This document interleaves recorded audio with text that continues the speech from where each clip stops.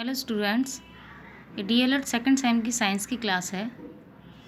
इसमें हम ऊर्जा का अपव्यय एवं संरक्षण, wastage of energy and conservation के बारे में पढ़ेंगे। हम ऊर्जा को कहाँ कहाँ कैसे कैसे खर्च करते हैं और उसको हम कैसे संरक्षित या उसको कैसे कंजर्व कर सकते हैं। ठीक है, सबसे पहले बात करते हैं ऊर्जा का अपव्यय, वेस्टेज ऑफ एनर्जी। वर्तमान में मानव जनसंख्या अत्यधिक तीव्र गति से बढ़ रही है। जिस तीव्र गति से जनसंख्या में वृद्धि हुई है उसकी तुलना में हमारे पास ऊर्जा सीमित है। तो जैसे जैसे जनसंख्या बढ़ रही है ऊर्जा कैसी, लेकिन हमारे पास तो लिमिटेड एनर्जी है, ऊर्जा हमारी कैसी है, सीमित है। विलासितापूर्ण जीवन शैली, तीव्र औद्योगिकरण एवं नगरीकरण के कारण ऊर्जा का उपभोग बढ़ गया है। ठीक है, अब जो जनसंख्या बढ़ रही है, औद्योगिकरण बढ़ रहा है, नगरीकरण बढ़ रहा है, तो उससे ऊर्जा का उपभोग भी बढ़ रहा है। मनोरंजन, परिवहन आदि के क्षेत्र में भी ऊर्जा का दुरुपयोग हो रहा है। ऊर्जा के अधिक दोहन व अपव्यय से ये धीरे धीरे समाप्त हो जाएंगे। ठीक है, जिससे राष्ट्र का औद्योगिकरण एवं आर्थिक विकास प्रभावित होगा। तो जनसंख्या बढ़ रही है लेकिन जनसंख्या बढ़ रही है और ऊर्जा का उपभोग भी बढ़ रहा है। तो एक टाइम ऐसा आएगा कि ऊर्जा खत्म हो जाएगी, हमारे पास सीमित ऊर्जा है। अब देखते हैं, बात करते हैं ऊर्जा का संरक्षण कैसे किया जा सकता है। ये तो बात होगी ऊर्जा का अपव्यय, और अब बात करते हैं ऊर्जा का संरक्षण, कंजर्वेशन ऑफ एनर्जी।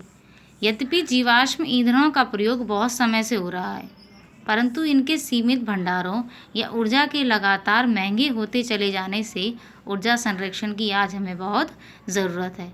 ठीक है, तो जीवाश्म ईंधनों का तो बहुत सालों से या बहुत समय से उपयोग हो रहा है, लेकिन आज के दौर है तो सीमित भंडार है हमारे यहाँ पर, लेकिन ऊर्जा का जो उपयोग है वो तो लगातार चल ही रहा है। इसलिए हमें ऊर्जा के संरक्षण की बहुत ज़्यादा ज़रूरत है। तो ऊर्जा के अपव्यय को रोकने के लिए निम्नलिखित उपाय किए जा सकते हैं। हम ऊर्जा को किस प्रकार सुरक्षित कर सकते हैं या संरक्षित कर सकते हैं और या ऊर्जा के अपव्यय को कैसे रोक सकते हैं, तो कुछ उपाय दिए गए हैं, वो बताए हैं।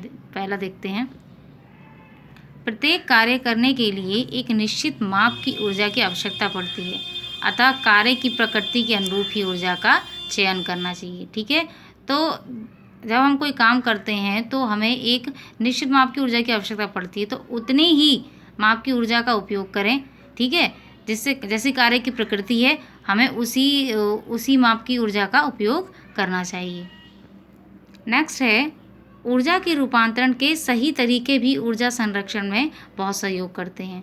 ऊर्जा रूपांतरण के कुछ तरीके भी हमें बहुत मदद देते हैं ऊर्जा को संरक्षित करने में, जैसे निम्न स्तर के कोयले के उपयोग की तकनीक के द्वारा। ठीक है, हम ऊर्जा को संरक्षित कर सकते हैं।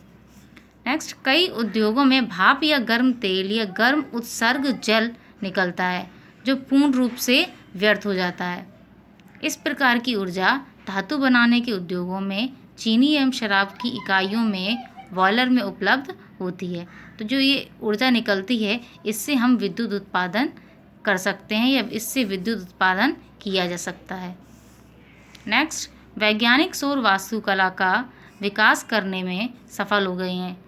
सोलर आर्किटेक्चर का विकास हो गया है।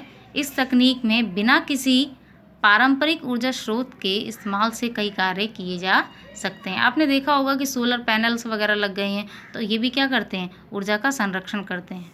ठीक है, नेक्स्ट है, यदि हम अपनी आदतों में कुछ परिवर्तन लाएं तो हम प्राकृतिक संसाधनों का कम दोहन कर ऊर्जा का संरक्षण कर सकते हैं, जैसे कमरे से बाहर निकलते समय बिजली पंखों के स्विच बंद करना। ठीक है, तो कमरे से बाहर निकलते हैं तो लाइट ऑफ कर दें या पंखों के स्विच बंद कर दें। फ्रिज को कम ठंडे वाले बिंदु पर सेट करना। ठीक है, तो कम टेम्परेचर पर फ्रिज को रखना। तो आज का टॉपिक था आपका ऊर्जा का अपव्यय एवं संरक्षण, ये ख़त्म हो चुका है। Thank you.